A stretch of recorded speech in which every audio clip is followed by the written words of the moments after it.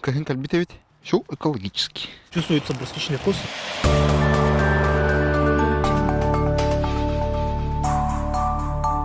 Здравствуйте, уважаемые подписчики, с вами снова Пономарев Михаил, и мы сегодня в нашей рубрике «Полевая кухня», так скажем, осенние рецепты, будем готовить рябчика, по-якутски бачуграс. Одну из распространенных таких лесных птиц. Многие, конечно, жители нашей республики с этой птицей хорошо знакомы, и как раз мы попробуем его приготовить. Тоже сразу скажу, это для меня первый опыт. Вместе с вами буду готовить. Из-за этого не критикуйте сильно. И обращение к нашей подписчице Светлана Чаросова.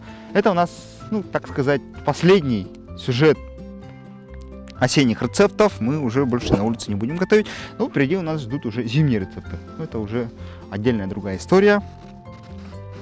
Для начала нам надо все это общипать. На таких птиц, на дичь именно лесных охотиться довольно просто. В основном, конечно, у нас сейчас в данное время охотятся огнестрельным оружием. Можно и в ранние времена охотились, конечно, силками. При помощи собак еще можно, если собака хорошо обучена на охоту таких птиц. А кто охотился, если говорить, то вся Россия знакома с этой птицей, потребляет его в пищу. В Якутии, в частности, конечно, вся, кроме кочевников, тоже знакомы с этим видом птицы. Лесные охотники. Лесные охотники мы имеем в виду одни из древнейших жителей нашей республики. Чукчи, юкагиров, и также тунгусы. Мы полностью общипали. Сейчас убираем, ненужный этот продовольственный мешок, запасы еды.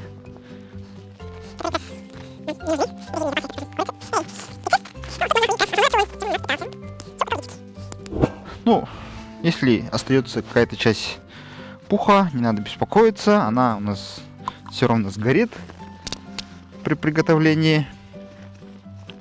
Кожу желательно не сдирать, так как там есть драгоценный жир птичий. Он и так редкий. И начинается самое главное, процесс приготовления блюда. Мы будем готовить рябчик бачуграс с ягодами. Ягоды давим и обтираем. Что на нем нам дает как раз это у нас брусника. Лесная ягода. Собирал сам в Ангаласском улусе осенью, в сентябре месяце. Давим ягоды и протираем. Как раз сок ягоды сильно выделит такой вкус мясной. Еще также благодаря ягодному соку птица станет чуть помягче, обильно снутри. Натираем ягоды, так как у нас снаружи кожа препятствует проникновению вкуса. Снутри желательно побольше. Всю оставшуюся ягоду мы добавим внутрь. Она там пропечется, пропитается. У нас блюдо будет сочнее. Также еще ягодный сок. Вообще кислые продукты, они участвуют в размягчении мяса. Чтоб просто не сгорело, немножко как раз добавляем сливочного масла. Сливочное масло у нас немножко подмерзло. Обтираем тоже желательно обильно. Чем больше масла, чем блюдо у нас вкуснее будет. Также можно добавить внутрь кусок сливочного масла, чтобы не потерять сочность. И берем обычный кусок дерева, так скажем, импровизированный наш шампур, и втыкаем. Таким методом у нас курица уже должна приготовиться. И кладем к открытому огню. Вчера чуть подальше от огня, чтобы блюдо у нас не сгорело. Тут уже жар достаточный, костер у нас как раз очень хорошо разгорелся. И ждем. Готовим так в процессе где-то минут 40. Поворачиваем время от времени, чтобы все не сгорело. Ну и если хотите, чтобы блюдо было немножко хрустящим, таким пожаристым, можно еще уже протирать сливочным маслом или сливками. Ну, то, что содержит как раз масло. Можно использовать, как уже в предыдущем рецепте, внутренний жир. Он добавит тоже свою изюминку. Ну и ждем. Ну, самое главное, не забывать поворачивать. Вот уже процесс пошел. Видно. Пар идет.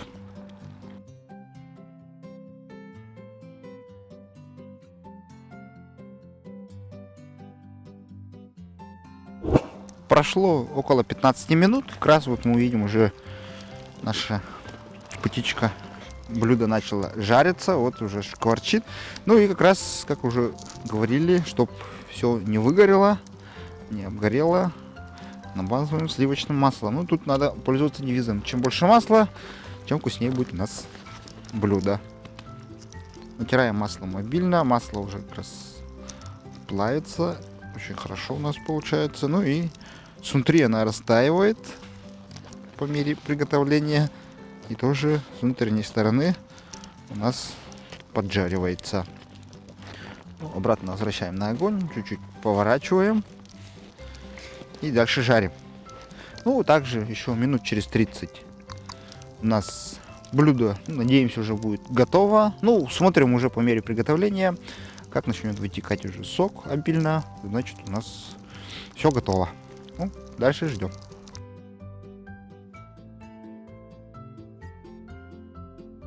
Ну, мы отодвигаем ножки, чтобы внутри тоже не спеклись. Снаружи они уже поджариваются. Мы тут раскрываем, так сказать. Вот. Главное, чтобы спинка не отвалилась теперь полностью. Ну, переворачиваем. Уже вот драгоценный жир у нас начинает плавиться. Как раз у нас окорок будет готовиться. У грудки мы его немножко так делаем подрезы, потому что тут мясо плотное и толстое. Все-таки это дичь. У нее мышцы хорошо работали всю жизнь. И вот такие надрезы. Чтоб внутри тоже мясо спеклось. И как раз в процессе этого смотрим уровень готовки.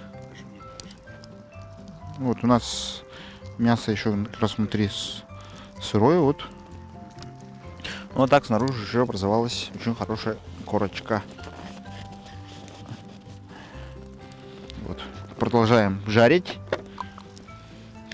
Ждем. Ну, прошло сейчас в данное время минут 20, может чуть больше. Еще столько же надо ждать.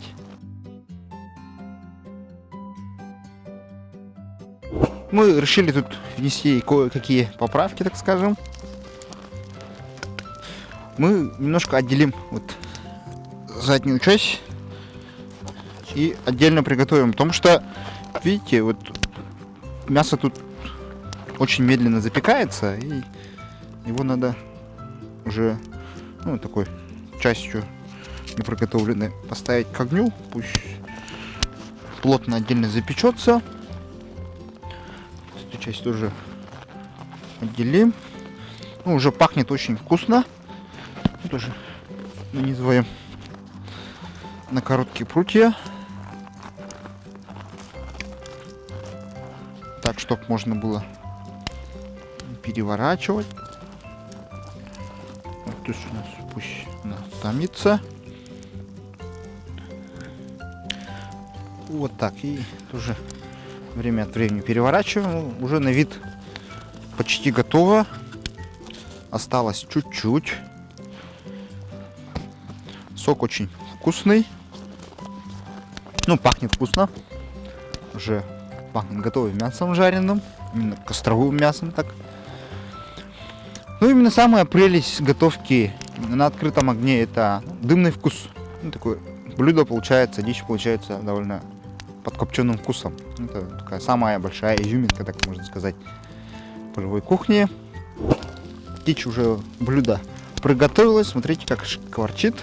Здесь очень хорошо поджарилась. Ну, на вид она сочная. Это самое главное, что в нашем приготовлении. Ну, дегустация, пробую. Момент истинный. Берем грудку, самую такую мясистую часть. Ну, приготовилась полноценно, 100%. Мясо абсолютно белое, без никакой розовизны. Очень хорошо поджарилось. Ну, запах вкусный. И самое главное, вот тут, почему мы вначале не солили. У нас соль есть, но мы решили не солить, потому что соль имеет, ну, как сказать, функцию вытеснения влаги. Если бы мы посолили в начале, то блюдо, вот дичь, она стала бы у нас совсем сухой, абсолютно высохло бы, мясо не сочное было бы. И из-за этого перед употреблением желательно так чутка посолить.